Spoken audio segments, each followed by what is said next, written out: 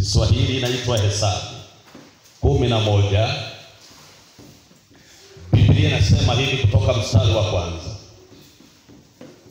Kitabu cha Hesabu, Numbers chapter 11, tunaanzia verse 1. Biblia inasema hivi: kisha hao watu walikuwa kama wanung'unikiao wakinena maovu masikioni mwa Bwana.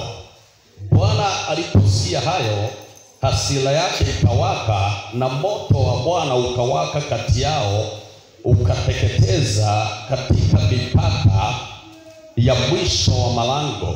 Mstari wa 2. Ndipo watu wakamlilia Musa, naye Musa akamwomba Bwana, na ule moto ukakoma. Jina la mahali pale likaitwa Tabera, kwa sababu huo moto wa Bwana uliwaka kati yao. Mstari wa 4.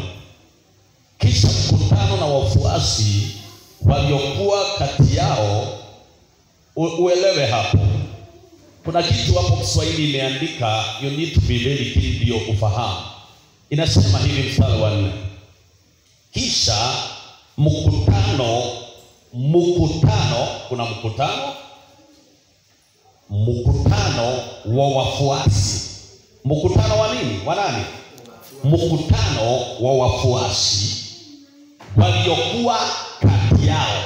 Waliokuwa nani? Wapi? Kati yao. Waliokuwa kati yao. Kati yao watu gani? Wana wa Israeli. Kwa hivyo ndani ya watu wa wana wa Israeli bado kuna watu wengine wako ndani yao ambao ni wafuasi.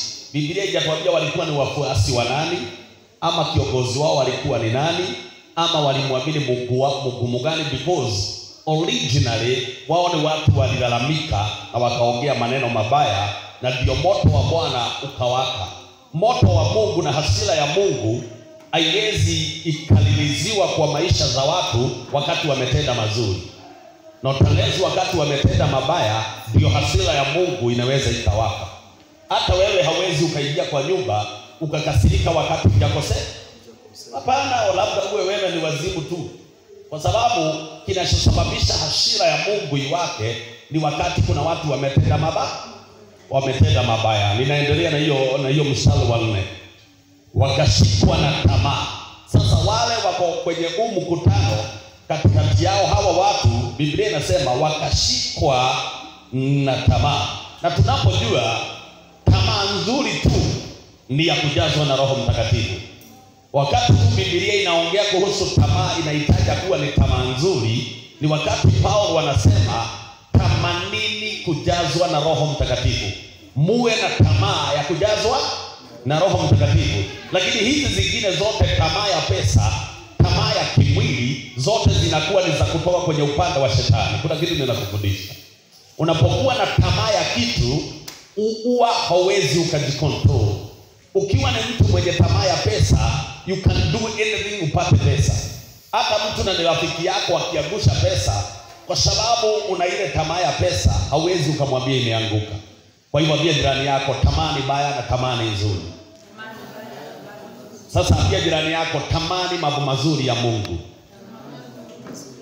Ambia huyo mwingine, tamani karama za Roho Mtakatifu.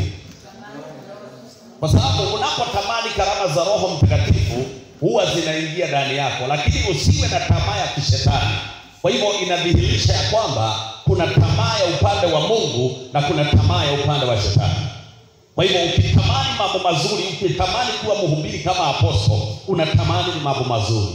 Ukitamani kuwa ni mkora, unatamani mambo ya kishetani. Na tamaa inaweza ika-apply in the both sides. Unaweza tamani upande wa shetani na unaweza tamani upande wa kiu. Kwa hivyo hawa watu waliokuwa kwenye huu mkutano wa Musa, Biblia inasema wakashikwa. In fact hawa hawakutamani, ila ni tamaa. Kwa hivyo inaonyesha ya kwamba tamaa yenyewe ina nguvu. Ninarudia tena, tamaa ina nguvu ya kukontrol ama kukushika. Kwa sababu the Bible says wakashikwa na tamaa. Unajua wewe unataka uitafsiri ile Kiswahili ya kusema ati wao ndio tamaa iliingia ndani yao ndio watamani. Na mimi nataka kutafsiria tamaa ikiwa an entity of the devil ambayo ina nguvu ya kukushika. Kuna kitu ninakuambia. Najua wewe umeombea kusema ninatamani kukunywa chai. Mimi sisemi hiyo inatoka ndani yako, because hii tamaa ilikuwa ndani yao, then wangekuwa wameongea hii maneno wanaongea hata kabla wafike hapa wameletwa na Musa. Unaelewana? Kwa hivyo walifika in a certain place, wakafanya dhambi, na hasira ya Mungu ama ulinzi wa Mungu ukaondolewa kwa maisha yao, na ndio tamaa ya kishetani ikapata nafasi kwa maisha yao. Inaanzia tu pale kwa kukosana na Mungu. Every time utakosana na Mungu, every time utaenda kinyume na neno la Mungu, shetani huwa anapata nafasi kwa maisha yako. Ambia jirani yako, funga hiyo mlango ya shetani. Mwambie, funga hiyo mlango shetani anapitianga. You know, ninapoongea hivi, you know, unajua maisha yako. Ninaweza niwe sikujui. Siwezi nikajua maisha yako kile unafanya. Lakini kwa moyo wako, kwa akili yako, you know, hapa nikirekebisha God atanisaidia. Uliza jirani yako, si utengeneze tu hapo. Mwambie, tengeneza hapo, unajua kuna shida. Kwa sababu people think God is a dictator. God hawezi akakuja akakulazimisha kuwa mtakatifu. God hawezi akakuja akakulazimisha kuwa muombaji. God hawezi akakuja akakulazimisha kutoa sadaka. No. In fact, wakati kama kitu kama kutoa, shetani huwa anakamata hiyo area sana. Because wakati umepewa mshahara ama mama Shiro umeenda kibarua, hapo ndio anakuambiaga uko na shida mingi sana, hata hiyo stima ulikuwa unaweka usiweke, si uko na shida. Na hata aposto hajakosa pesa. Hata si ataweka stima hii sade. Si hata hiyo sade nyingine aliweka.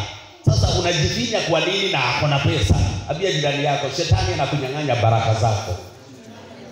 Mwishowe waliokuwa wananiwekea stima akina Mwende na mama Shiro, wananiacha kwenye mataa, inabaki ninaweka.